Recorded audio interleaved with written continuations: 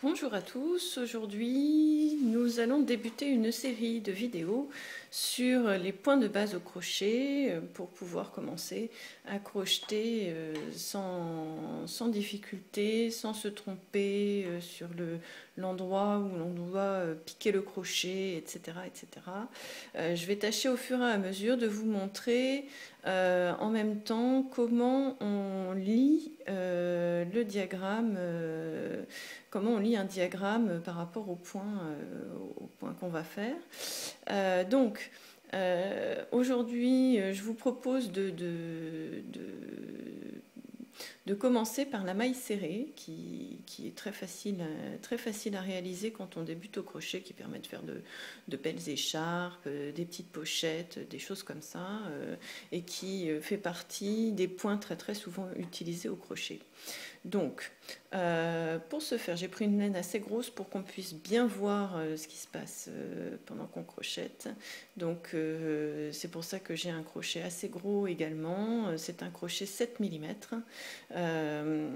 Donc, pour savoir quel crochet utiliser avec quelle laine, il suffit de se référer à ce qui est écrit sur la bande qui est sur la pelote. Généralement, vous avez deux petits crochets comme ça qui sont croisés avec le millimètre du crochet à utiliser et qui est également précisé sur le crochet. Donc, pour commencer, c'est valable pour tout ouvrage, on doit commencer par des mailles chaînettes qui servent de base au travail au crochet. Donc, avant de faire ces mailles chaînettes, on va faire un nœud coulant pour accrocher notre laine au crochet. Donc on va prendre notre laine comme ça. On va faire le tour de notre doigt pour faire une boucle. On va attraper, je vais poser mon crochet, on va attraper, donc on agrandit un peu la boucle, cette partie-là de la laine qui est devant et le fil en fait qui sort de la pelote. Donc on fait le tour du doigt, on prend notre boucle, comme ça on va passer la laine qui vient de la pelote à l'intérieur de la boucle, on va tirer la boucle qu'on a obtenue et on a un nœud coulant qu'on va mettre sur le crochet. Et quand on tire la partie de laine qui sort de la pelote, le nœud coulant se resserre sur le crochet. Il ne faut pas trop serrer non plus, sinon on n'a plus de latitude dans nos mouvements. Donc on va commencer nos mailles chaînettes. Pour la maille chaînette, donc on va faire ce qu'on appelle un jeté, c'est-à-dire que on a le fil comme ça qui sort de la pelote à l'arrière, vers l'arrière du crochet, et on va passer notre fil par-dessus le crochet pour pouvoir ensuite attraper la laine donc qu'on a passée par-dessus avec le bout du crochet, et on va tirer ce bout de laine à travers la boucle du nœud coulant et on obtient une première maille chaînette. On va répéter l'opération de manière à obtenir autant de mailles chaînettes que l'on veut. Par exemple, si on veut faire une écharpe, ce qui est quand même très très simple à réaliser, on va faire le nombre de mailles chaînettes pour pouvoir avoir la largeur de notre écharpe. Donc on va recommencer notre maille chaînette. Donc on passe au-dessus du crochet, on tire à travers la boucle de la chaînette et on a une deuxième maille chaînette.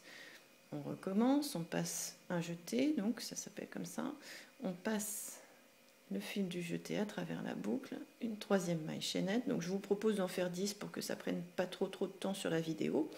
Donc on va en faire une quatrième, on passe par dessus, donc un jeté, on tire à travers la boucle, ça fait 4 mailles chaînettes. On voit bien d'ailleurs les mailles chaînettes se former, ça fait des petits V comme ça, donc ça fait 1, 2, 3, 4. La boucle qui est sur le crochet ne compte pas, on va en faire 10 au total. Un jeté, on tire à travers la boucle, 5, un jeté, on tire à travers la boucle, 6, un jeté, on tire à travers la boucle, 7, un jeté, 8, un jeté, 9, un jeté, 10.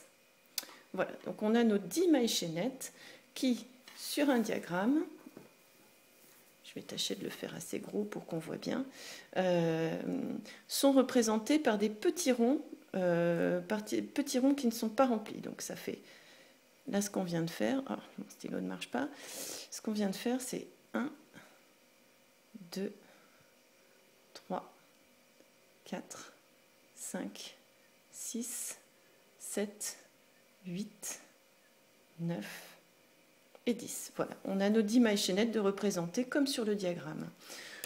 Comme aujourd'hui nous voyons comment faire une maille serrée, on va avoir besoin, la maille serrée est un petit peu en hauteur comme ça, on vient faire les rangs ensuite dans ce sens-là.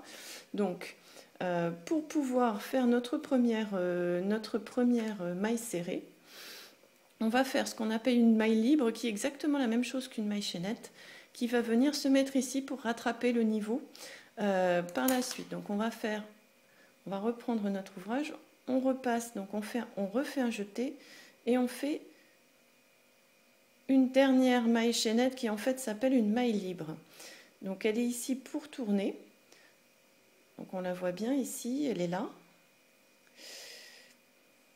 Et on a donc notre première, ça équivaut à notre première maille serrée. Mais ensuite, on va commencer réellement à faire des mailles serrées pour pouvoir monter notre ouvrage. Donc, pour la maille serrée, on ne va pas refaire de jeté tout de suite. On va aller piquer notre crochet dans comment dire, dans la maille, en fin de compte, la maille chaînette qui suit donc cette première maille libre. Donc là, la maille libre, en fait, elle part de la dernière maille chaînette. Attention, il ne faut pas se tromper. Donc, on a ici une maille chaînette, une autre maille chaînette, et on va aller piquer dans celle-ci. Pour pouvoir toujours garder nos 10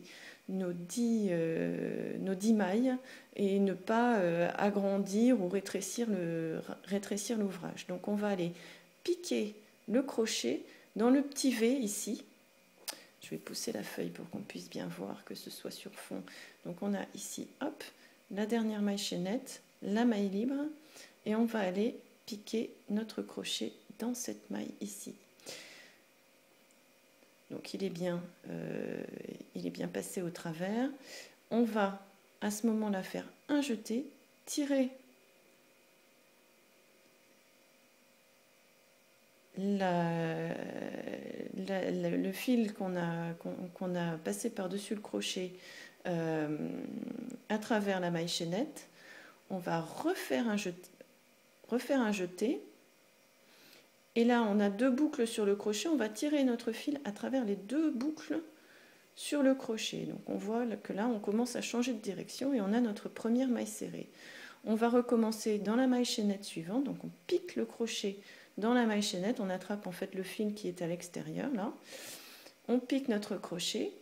On passe, on fait un jeté.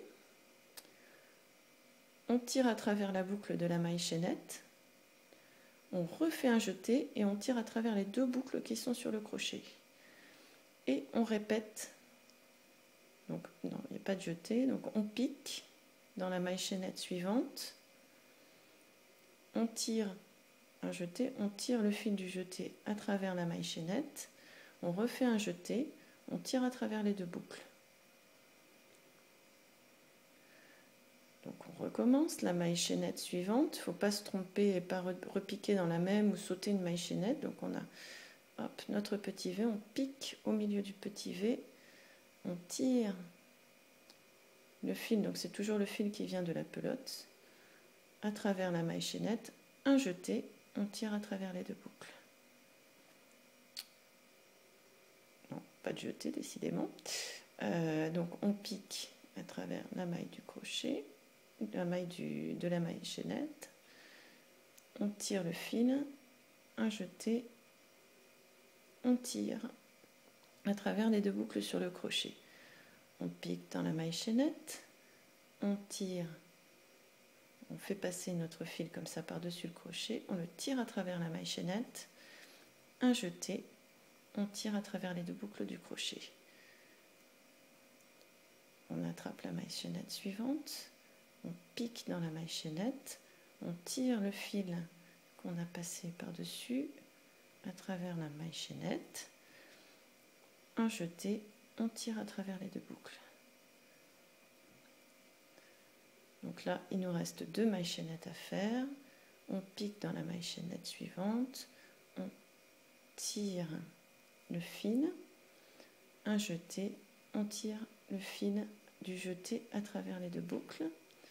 Et donc notre dernière maille serrée, on pique dans la dernière maille, on passe le fil par-dessus, on tire le fil à travers la maille chaînette, un jeté, on tire à travers les deux boucles. Donc là on a notre premier rang de mailles chaînettes, de mailles serrées, pardon. Donc la première maille serrée étant en fait remplacée par une maille libre qui est exactement la même chose qu'une maille chaînette. Ce qu'on a fait, là on est allé, donc on a commencé notre premier rang ici et on a fait des mailles serrées qui sont représentées par des petites croix sur les diagrammes. Donc on est allé mettre une petite croix au-dessus, une maille chaînette dans chaque maille, une maille serrée dans chaque maille chaînette. Voilà, donc là, on est là, ici. Et là, pour entamer le deuxième rang, on va retourner notre travail. On a toujours besoin, donc on attrape toujours le fil qui sort de la pelote. On a toujours besoin pour commencer notre rang, donc pour une maille serrée, de faire ce qu'on appelle donc une maille libre. Donc pour la maille libre, on a notre boucle sur le crochet. On va faire un jeté et tirer notre jeté à travers la première boucle. Donc ça, ici, on a l'équivalent de notre première maille chaînette qui est ici, de notre première maille serrée qui est ici. Donc là, ce qu'on a fait, c'est une maille libre ici. On va recommencer à faire ensuite nos mailles serrées. Donc cette fois-ci, vous voyez, les petits V sont au-dessus de l'ouvrage.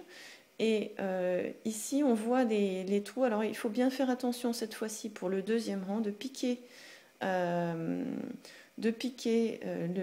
crochet dans ce trou-là qui apparaît et qui va venir prendre les 2 petits brins de fil du petit V du dessus. Voilà, donc quand on a notre crochet qui est piqué dedans, on a bien les 2 brins au-dessus de l'ouvrage. Donc on va recommencer comme au premier rang. Donc on a notre fil qui sort de la pelote, on le passe par-dessus, on le tire à travers la maille serrée précédente, un jeté, on passe à travers les 2 boucles et on continue. Donc on pique ici dans le trou qui apparaît avec ici les 2 petits brins, on pique le crochet dedans, on passe le fil qui sort de la pelote par-dessus, on tire, un jeté, on tire à travers les 2 boucles, on continue, on pique dans la maille serrée suivante, on a bien notre petit V au-dessus, on vient attraper le fil qui sort de la pelote, on le tire à travers la maille serrée précédente, un jeté, on tire à travers les 2 boucles. Et on va continuer comme ça tout le rang jusqu'à la dernière maille serrée.